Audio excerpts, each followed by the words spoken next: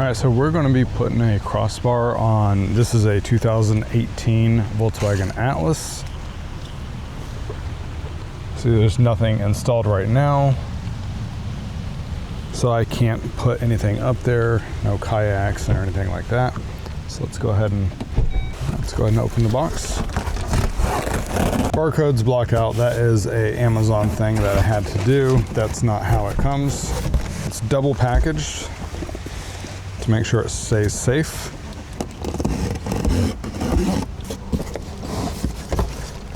Everything is bubble wrapped, so that way there's no scratches on it, since it is a painted metal.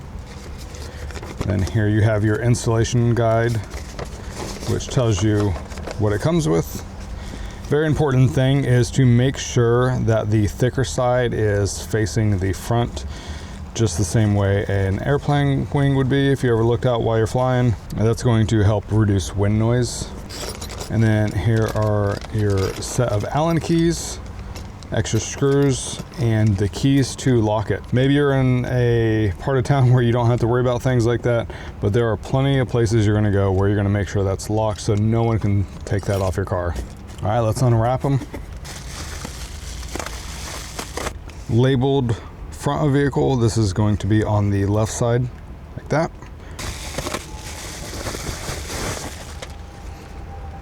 Here is another left one. You have your right.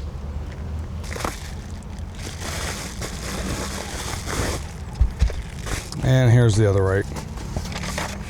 Make sure you orientate this the correct way, right side and left side, and what way is pointing. If you remove these stickers ahead of time, just remember that these notches are on the bottom. Here's your crossbar. It is labeled that this one's going to be in the rear, and then what direction it's going to be pointed. So we'll go ahead and put this down at the bottom so we don't forget. And then front of vehicle. All right, now that we have it set up like this, let's go ahead and flip it around for the installation of the locks. On this, it will be your smaller Allen key. Go ahead and remove these screws. So all this can be done with the equipment that it's given to you. You will have to use this later on because you don't want to tighten this too much, because you want to make sure that it's up on the roof before you tighten these. That's why there's plenty of room to give it so you can slide it on. So we're going to just snug these up. That way we don't have too many rotations once these are on the roof to finish off the job. And let's do the same thing with the next side, but yeah, see, I snugged it up a little much, so I'm gonna back it off. Quarter turn each. There you go, now it has some room. All right, and to the side.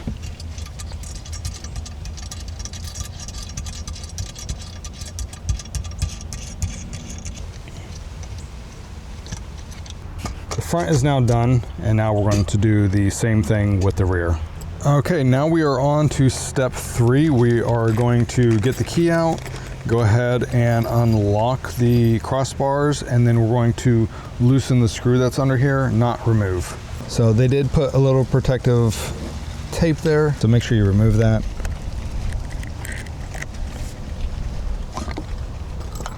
And then take your larger Allen key and go ahead and start loosening that up. Don't forget, do not remove. So that is adjusting this clamp right here. All right, I got that pretty loose. I'm gonna do the other 3 sides. All right, now that I'm all done, I just went ahead and I'm gonna leave these caps right here until I'm completely done, and then I'm gonna come back for them once this is mounted and secured onto the roof.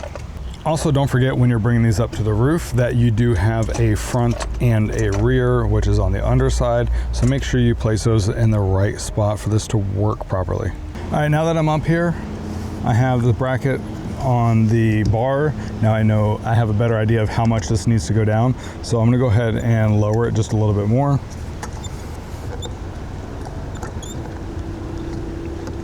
All All right, so now you can see that I did need to bring that down quite a bit more to get that in place. So now I'm gonna go do the other side and then tighten everything back up. All right, so now knowing what I know about how much to drop this, I went ahead and dropped this extra long. And to make sure that this is the same on both sides, I'm going to use a cheap measuring way. So I'm gonna go ahead and use this paper as a guide on where my mounting points are. So I use that with thickness, should be the 8.5 inches from right here. And I'm gonna go ahead and tighten this up. I'm gonna make it nice and snug, and then I'm gonna go to the other side and do the same thing. Now that the other side is snug and I know that they're in the right spot where I want them, I'm gonna go ahead and tighten this all the way down. And just like any screw that's on something that vibrates and moves, you do want to check this after taking a drive for a little bit. You can probably even put some blue Loctite on here if you want to just give it a little more security. And in case you are new to something like this, when you're tightening this down, the long end would be for your speed. You want to twist it pretty quickly. And then once you get down to where it's getting tight, you want to use this to give it some more torque, so that way you can tighten it up better. Okay, the top bolt is tightened, and now it's time to go back and get this tightened as well with the 2 bolts under here. And this is why you don't want to leave it too loose, then you're not up here rotating a whole bunch of times to get it snug. All right, let's go do the other side. Don't forget, righty-tighty, lefty-loosey. All right, now that those are nice and secure, let's go ahead and put our locks back in place. Make sure it's in the unlock position when you start. And go ahead and turn and lock it up and pull the key out. And do the same for the other side. Make sure it's in unlock. All right, now it is locked. That is secure. All right, now that the rear is done, let's go ahead and do the fronts. All right, so knowing what I know from the first installation bar, I went ahead and loosened these up some more.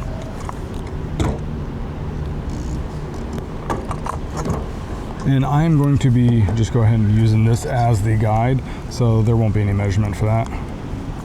All right, it's in place. So I'm just going to do the same thing that I did on the rear and be right back to you. All right, so the front crossbars are fully installed. The top is tightened, the bottoms are tightened on both ends. One thing I did notice when doing this is, I don't even think they mentioned this seal right here is nice to know that you're not going to get any leaves or water going in there, getting all mildewy on you. Something else you have to clean. So let's go ahead and put these caps on. See, I forgot to put it into unlock, so it's not going on. So let's get that on unlock. There you go. Let's go to the other side. All right, the other side is clamped down.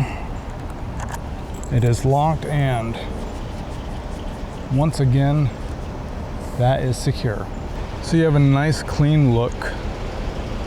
You don't have to go with the OEM crossbars that cost a fortune. And you have locks for extra security. It's just a nice feature.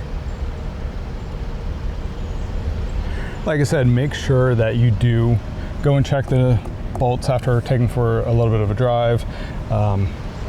You do have speed loadings that you need to worry about, and this will cause extra wind resistance. I pull a 4,000-pound trailer with this thing, which is pushing its limits, and I can feel that as soon as I hit 65 miles an hour, it's too much for this thing. Don't forget, having stuff up there will affect the handling of this vehicle on the highway. So it looks nice, it looks clean, locks to protect everything, really well laid out detailed instructions.